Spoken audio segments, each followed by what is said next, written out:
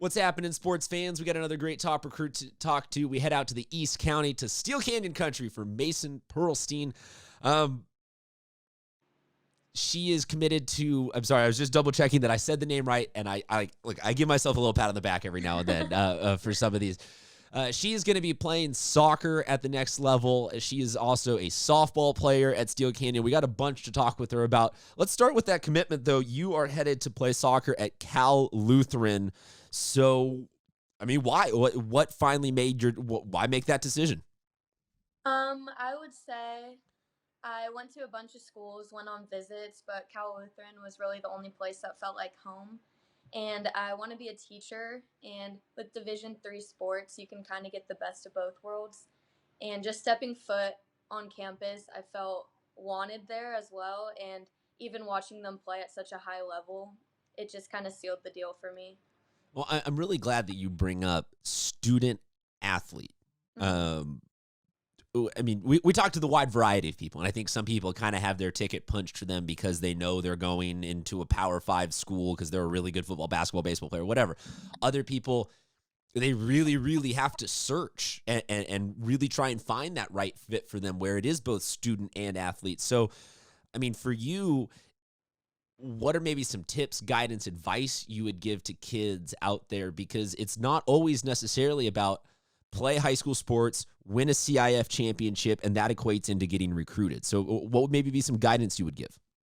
Guidance I would give would probably just be keep your grades up, because I wouldn't be able to go to this school if I didn't have good grades. And sports aren't always everything, even if you're a great athlete, but your grades aren't the best. Sometimes you won't get as many opportunities. But with having good grades, you get the opportunity to even play at higher academic schools as well. So grades are really important. Completely agree. I always tried to convince myself of that, and I just didn't focus enough on the athletic side of it. So I had the grades, but never the athleticism to go with it.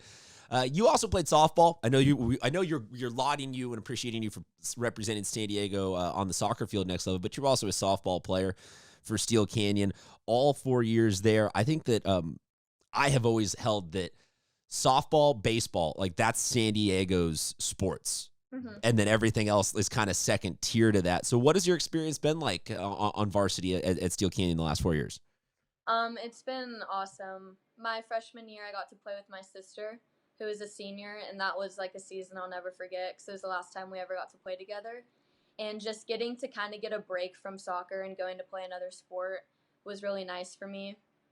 And having to balance both has kind of prepared me for college because I was so busy to where I had to plan out all of my homework. So I feel like I'm super prepared for the next level.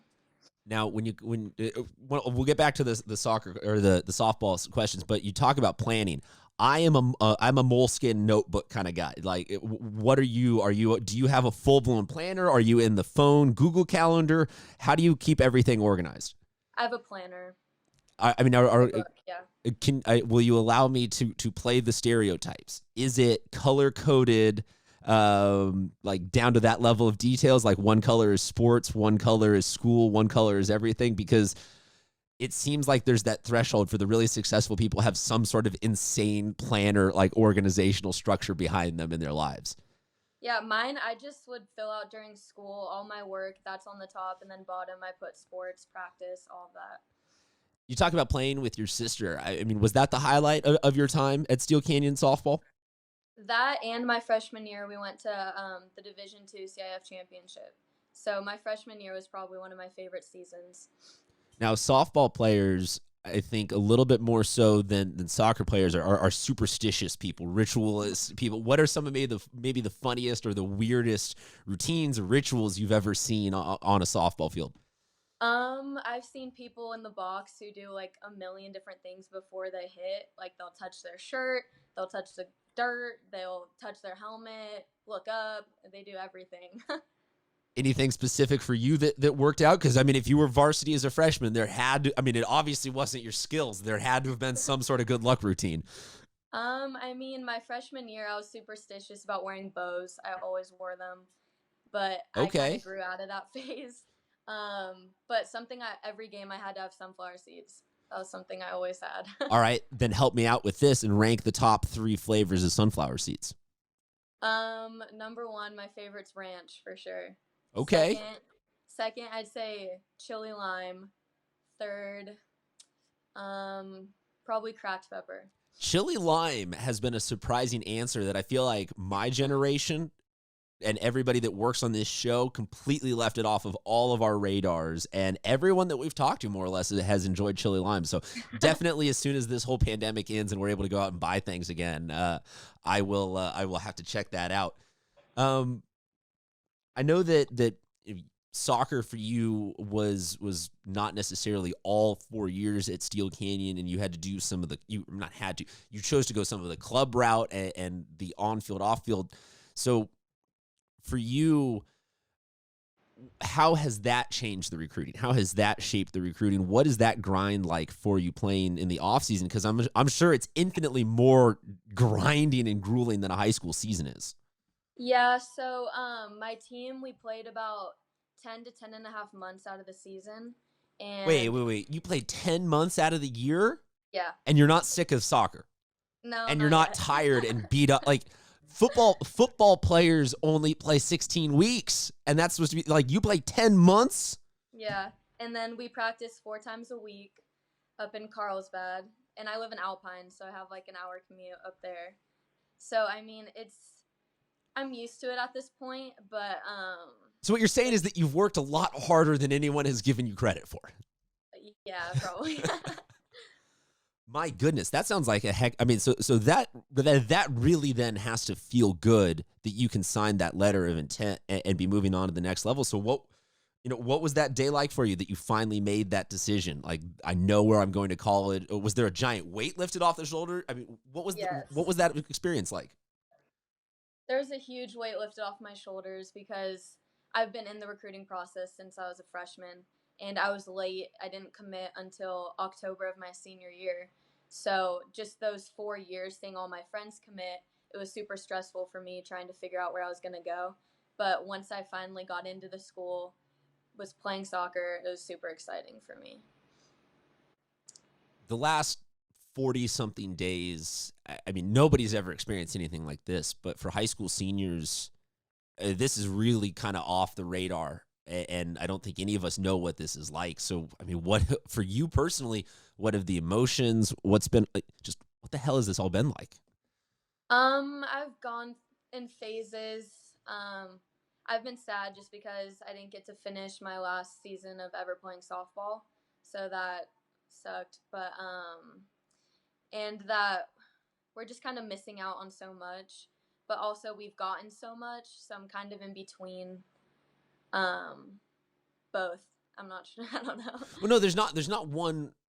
I mean, the crazy thing is there's not one right answer. It hits everybody differently. Some people, it's great. I love it. I'm resting my body. I'm staying at home. Other people are going stir crazy. And I mean, have you picked up any new, do you now play the guitar or you cook now? Like, have you picked up new talents and hobbies? What are you doing with all of your downtime? Me and my mom have been trying to come up with like different things to make.